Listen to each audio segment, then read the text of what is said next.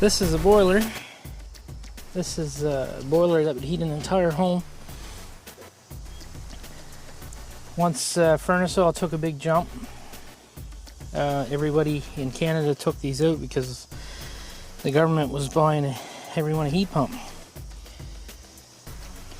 This is quite a big boiler for what I'm doing. I'm just making hot water with it. I can make continuous hot water. I have a garden hose coming from the house, that's cold water. And these hoses, you gotta be careful because hot water will blow hoses apart. So these are hoses for a washing machine, rated for hot water. There's the circulating pump. It has safety valves on it, so like that's letting out steam, and then there's a pressure relief valve here. So it's safe as long as you have safe hoses on it. This here's a plate chiller. You can buy these for about $100, and this is a hot water circulating pump. So the hot water from the boiler comes in, passes through all the plates. Then the cold water from the house comes in, and in the opposite direction passes through a different set of plates. So the water from the boiler never touches the water from the house. But the heat transfers from the boiler to the garden hose. So in goes cold water from the garden hose, and out comes hot water from the garden hose. And the same for the boiler. In goes hot water, cold water leaves the plate chiller. I'm using it in reverse. This is something like homebrew guys would use to cool their wort. So the cold water from the boiler now goes into the return of the boiler and to be heated again. You can set the temperature of the boiler here to whatever you want.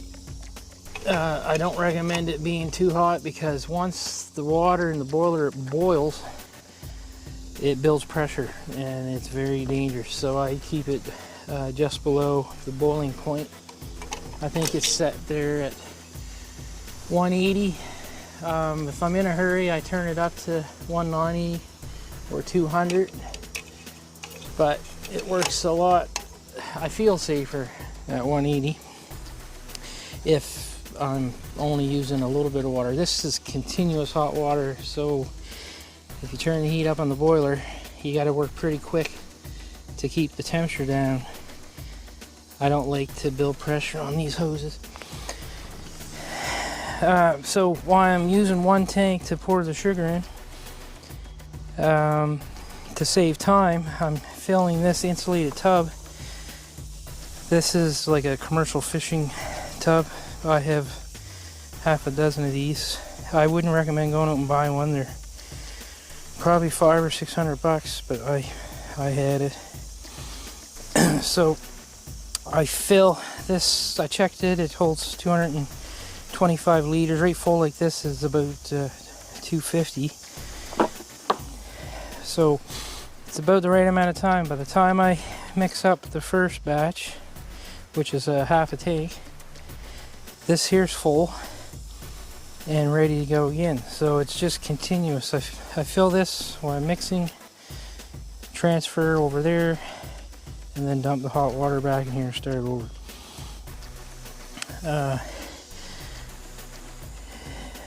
I recommend one of these if you're a sideliner. If you're commercial, you're already buying your syrup made.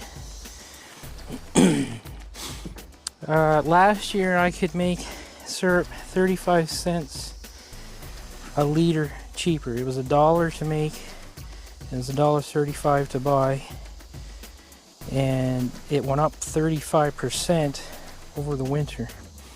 So I already had all this equipment from before, so I'm now buying my sugar and mixing it myself. Last year I used pre-made syrup, but it cost me $2,000 more just for 6 totes last fall. And I can make all my syrup in a day. So that's a $2,000 day. So it's well worth me mixing it myself. Save $2,000 a day. $1 saved is $1 earned.